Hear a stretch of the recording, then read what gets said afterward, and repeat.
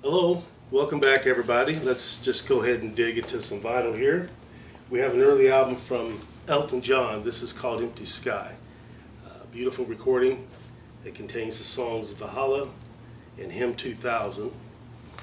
It's a gatefold and contains lyrics. And as I tell everybody, Elton John is one of my favorite rock pianists. The man plays like he's got 14 fingers. Coming up is the first album from Jethro Tull. This is Jethro Tull, This Was. This had a four-man lineup. Of course, there's Ian Anderson, who is the heartbeat of Jethro Tull. At the end, we have Mick Abrahams. He helped chisel out the sound that would be definitive of Jethro Tull, but he only stuck around for this album. And then after that, we have Clive Bunker and Glenn Cornick. So this was the four-man lineup for Jethro Tull. What I like about Jethro Tull's music is they do not believe in simplicity. They use some of the most complicated and intricate melodies, some very highbrow lyrics. And the only other groups I could think of that come close to Jethro Tull is Early Yes, Early Genesis, and Rush. This is their first album. I think it came out in like '68. Once again, beautiful gatefold there. Coming up is album that was panned by the critics. This is Paul McCartney's Back to the Egg. I believe this is the seventh and final album with the group Wings. This, to me, in my opinion, was Paul McCartney's love letter to new wave music and to punk rock. In fact, if you listen to the song Spin It On, you'll see what I'm talking about. But this has a really good lineup, and it also includes the great Denny Laine, who used to be with the Moody Blues.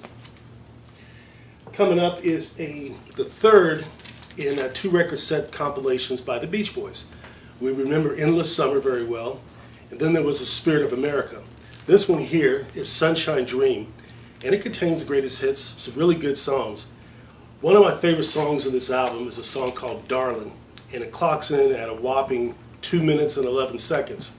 But I always tell my friends, if they took that song and slowed it down twice as much, it would be the perfect wedding song. So check that one out. This is the Beach Boys. Coming up, a group I believe from the 60s or 70s. I didn't know anything about this group. It's called Mother Earth. Very, very soulful vocals on this album. Gatefold. And like I say, I just listened to this recently. I don't know much about this group, but I am definitely going to learn more about them because it's a really, really good album. And some good artwork in that. The Moody Blues have had some of the best album covers ever. Every Good Boy Deserves Favor, Days of Future Past, this one here. This one is The Search of the Lost Chord. And this is a really good album by the Moody Blues. And the next one I'm going to show you is Moody Blues' seventh album. It's their eighth album, but it's called Seventh Sojourn. So I wonder if there's some sort of joke behind that. But as I mentioned earlier, they have all these beautiful album covers, but this one here is just Dolesville. But this is proof that you cannot judge an album by its cover, because this album spawned one of their biggest hits. It charted at number 12 in the US. It was called I'm Just a Singer in a Rock and Roll Band. Everybody's heard of that song. And this contains the usual lineup of Thomas, Hayward, Lodge, Edge, and Pender. So if you want to start listening to some Moody Blues, try this one. And another good album is Question of Balance. Once again, we have Paul McCartney. This is Venus and Mars, one of my favorite albums from Paul McCartney. And at the year it was released, Listen to What the Man Said was my favorite song for the entire year. I was a little disappointed that when the album Wings Greatest was released, Listen to What the Man Said was not on that album. If you listen to Wings Over America, however, you will find many songs from this album performed live on that album. So it kind of gives you an idea of how much Paul probably loved this album as well. If you want to start off with some good Paul McCartney, try this one or Band on the Run. I don't know much about this one. This is a collection of Beatles oldies but goldies. And I got this recently and I've discovered that it's worth a lot of money. I'm not going to listen to this album. I don't want to wear it out or scratch it up or do anything like that. But I will see if I can find it on YouTube or something and give it a listen. But it's got a very cool psychedelic cover. One of my favorite Black Sabbath albums. I believe this is the first one. I love the cover. When I was younger, that picture scared me to death, but I've gotten over it. It's actually, it's kind of hot if you ask me. Okay. All right, from Scotland, this is the Average White Band. This came out in the late 70s. And with this album, this song Pick Up the Pieces and Cut the Cake were on the radio. A lot of people were surprised to find out that they actually were white. But this is the beauty of music, is race should have nothing to do with the kind of music you love and the kind of music you perform. And this is a very highly critically acclaimed album from the Average White Band. Formerly of Derek and the Dominos, this is Raw Velvet from Bobby Whitlock. I just recently got this, maybe just a couple of days ago, but I can't wait to put that on because the Derek and the Dominos album, Layla and Other Assorted Love Songs, is one of my favorite albums, so I'm pretty anxious to hear what this is all about. Now coming up is the Alan Parsons Project. This is an album called Eve. Many may be wondering, well, who is Alan Parsons? Well, Alan Parsons is the gentleman who engineered the Pink Floyd's Dark Side of the Moon. That's quite an accomplishment, and if he had stopped there, he would have been a legend. However, he soldiered on and started his own group and released a lot of really good songs. This album, Eve, contains the hit Damned If I Do. Now, it's a gatefold cover, and you may not be able to see it from where you are, but if you get a chance to look at the album or to find a copy of it on the internet, I want you to look at these women's faces. They're scarred, and there's sores all over their faces. Is it syphilis?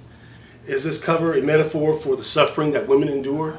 Is it a metaphor for how if women have imperfections, they have to veil them because they're not acceptable that way? Regardless of what your social proclivity is about this cover, I like the idea that an album cover can make people think. It's a conceptual album at the same time because it presents a woman's point of view on one side and a man's point of view on the other. And I want to show you the label. That's beautiful. I like it when labels are exactly like the covers. And this particular one looks like we got a fourth image there. But if anyone has heard anything about this album and what it represents, let me know. One of my favorite performers when he was with Simon and Garfunkel, and now he branched out on his own. This is a really good album by Paul Simon. This man's music has taken broad evolution from being folk, rock, pop. He did Graceland, which was a tribute to the South African music, and then he did Rhythm of the Saints, in which he employed a lot of South American rhythms. But this is a good album. I believe it's his first. From Australia, we have the Little River Band. This is a live album. It doesn't contain all of their greatest hits. I think it must have been released before they released some other songs that we're very familiar with, like Lady, for example. But this is a good live album. And nice little gatefold. Of Montreal is a experimental new kind of band that's kind of new on the scene. I like their music, but it's very hard to categorize what you would call this type of music. But you see the cover? That pretty much symbolizes what you think it will sound like before you listen to it. All right, and we're going back now to Survivor. This album here, I think it's just called Survivor. But they were responsible for the hit Eye of the Tiger, which launched them into stardom. And we're making a wild deviation into Midnight Satanic Royalty. Very dark, very heavy.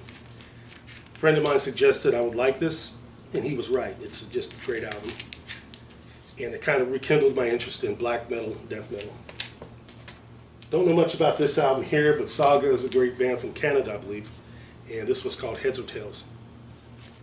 And I think you will remember their biggest hit, No One Can Stop Us Now, Tonight, Run the Loose. I think it's, what's it called? On the Loose? On the Loose, yeah. Okay, thanks.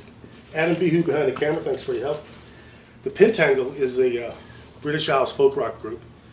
Very good vocalists on this. I can't say her name, Jackie McShee.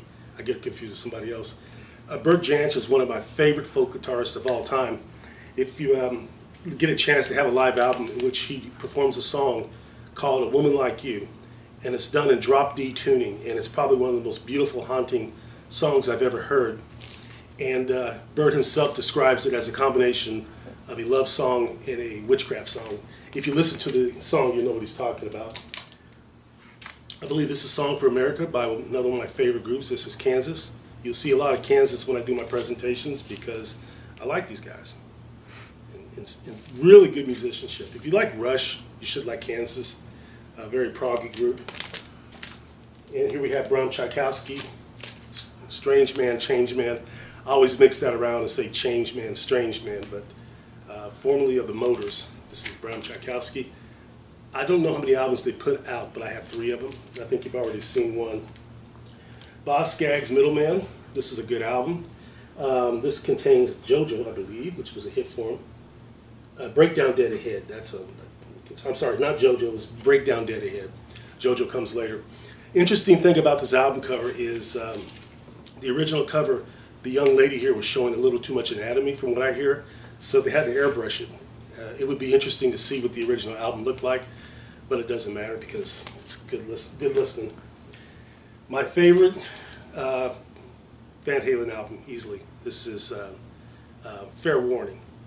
I just love it. They kind of returned to doing just an album that contains strictly hard rock music. And my favorite songs in this, Unchained. That's the kind of song, once you hear it, it kind of stays in your head all day. And even when they mellow out a little bit and do a Sunday afternoon in the park, it doesn't take long to pick back up to One Foot Out the Door, which is a great song to close this album with. So this is Van Halen's Fair Warning. I believe this might have been their 5th album or something. And here last is Rachel Sweet.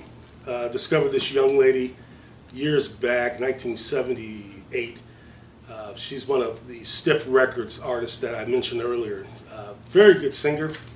There she is showing some attitude on the back. If you get a chance, the best song she's ever done is a cover of the Isaac Hayes song B-A-B-Y or Baby. And she sings like a 30-year-old woman in that song, even though I believe she was like maybe 14 or 13 when she released that album. I'm lucky enough to have a copy of that album, so I'll be sure to show that to you when I get to it. Okay, this is another rock-only edition of my vinyl. I hope you're enjoying it. If you have any questions, comments, likes, or dislikes, let me know. And thanks for tuning in.